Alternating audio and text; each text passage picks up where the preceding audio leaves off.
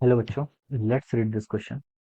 So this question says a spherical planet may be assumed to be an isolated point mass, okay, with mass concentrated at its center. A small mass m is moving near to and normal to the surface of the planet. The mass moves away from the planet through a short distance, small h. State and explain why the change in gravitational potential energy delta U of a mass is given by delta U is equal to mgh and where g is the acceleration of the free fall. Okay. तो चलिए बच्चों इस question को हम start करते हैं। Okay. तो देखिए बच्चों इस क्वेश्चन का की कॉन्सेप्ट क्या लिख सकते हैं। इस क्वेश्चन का की कॉन्सेप्ट आपका अगेन क्या हो जाएगा, आपका ग्रेविटेशनल पोटेंशियल एनर्जी क्या हो जाएगा।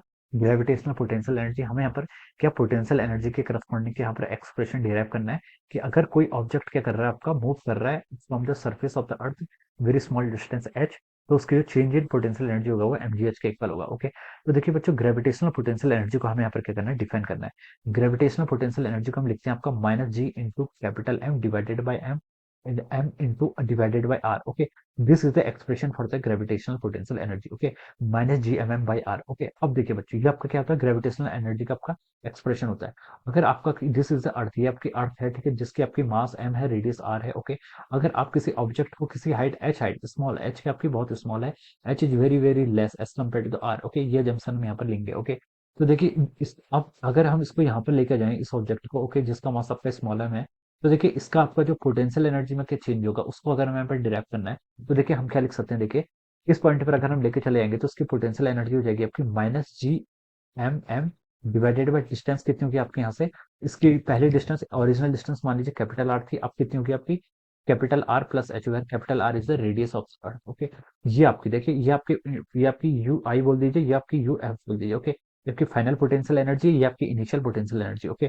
अब देखिए बच्चों यहाँ पर जो आपका चेंज इन पोटेंशियल एनर्जी होगा यानी कि यू एफ माइनस यू आई, इसको हम क्या लिख सकते हैं, देखिए बच्चों ये हो जाएगा आपका minus of G capital M divide by small M और into small M divide by R plus H. Okay. ये लिख सकते हैं माइनस और फिर एक और माइनस प्लस हो जाएगा, ये आएगा आपका G M M divided by R. Okay. इसको हम यहाँ पर से ऐसे लिख सकते हैं। ओके। अब देखिए यहाँ से आपका ये हो जाएगा जी एम एम और यहाँ पर से एक आर को आप कॉमन ले लीजिए। ओके। इस टर्म को आपने कॉमन लेते तो ये जाएगा one minus of one divided by. Okay. ये आपका देखिए कितना हो जाएगा, आर से डिवाइड करेंगे तो वन हो जाएगा और ये आपका एच प्लस आर के इक्वल हो जाएगा। ओके। ये आपका देखिए यहाँ से आपका इतना एक्सप्रेशन आ गया। Okay. This is our change in gravitational potential energy. Okay.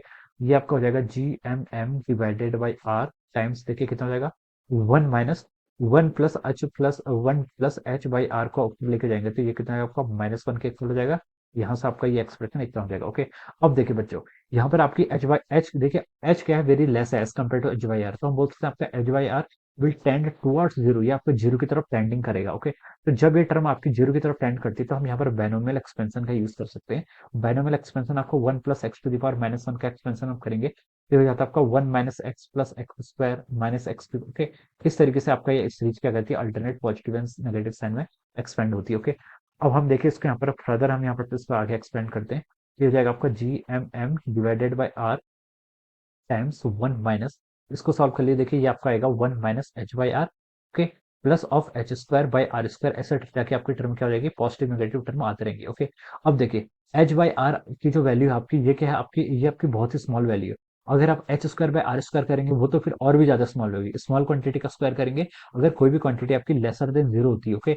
और आप उसको स्क्वायर कर देते हैं वो ऑलमोस्ट टेन टुवर्ड जीरो हो जाती है। ओके। तो हम हायर टर्म को सारी क्या कर लेंगे, नेग्लेक्ट करेंगे, सबसे स्मॉलर टर्म का हम कंट्रीब्यूशन यहाँ पर लिख लेंगे। ओके।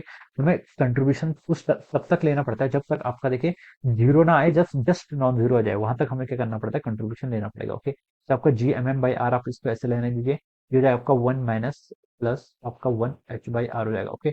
अब देखिए वन माइनस वन आपका कैंसिल हो जाएगा, ये टर्म कितना आ गया आपका जी एम एम, यहाँ से देखिए आपका ये हो गया आपका एच स्क्वायर, सॉरी ये आपका एच हो गया डिवाइडेड बाई आर स्क्वायर हो जाएगा। ओके। ये आप यहाँ से ऐसे लिख सकते हैं। ओके। ये आपने यहाँ से ऐसे लिख लिया। ओके। अब देखिए बच्चों यहाँ पर से देखिए हमें पता है जो आपका स्मॉल जी होता है, स्मॉल जी की वैल्यू क्या होती है, एक्सेलरेशन ड्यू टू ग्रेविटी, इसकी वैल्यू होती है आपकी G M by R square. तो इस G M by R square को हम क्या लिख सकते हैं यहाँ से, M times G into H. Okay. तो ये आपका फाइनल एक्सप्रेशन रहेगा, this will be the answer of this question. ये क्या रहेगा, आपको क्वेश्चन का आंसर हो जाएगा। यही हमें प्रूव करना था। देखिए आपका जो चेंज इन पोटेंशियल एनर्जी वो एमजीएच के इक्वल आना चाहिए, ये आपका एक्सप्रेशन यहाँ से आ गया। हमने यहाँ पर क्या पुट किया, स्मॉल जी की वैल्यू आपकी G M by R square होती है, ये एक्सप्रेशन आपको, ये भी टर्म आपको पता होनी चाहिए। ओके। तो हमने क्या कर दिया, इसको प्रूव कर दिया। अगर हमें very small height H from the surface of the earth लेके आते हैं तो उसकी जो चेंज इन पोटेंशियल एनर्जी होता है या फिर इंक्रीज इन पोटेंशियल एनर्जी होता है वो mgh के इक्वल हो जाता है. Okay, so this will be the answer of this question. So I hope you all understood this concept. All the best and thank you so much.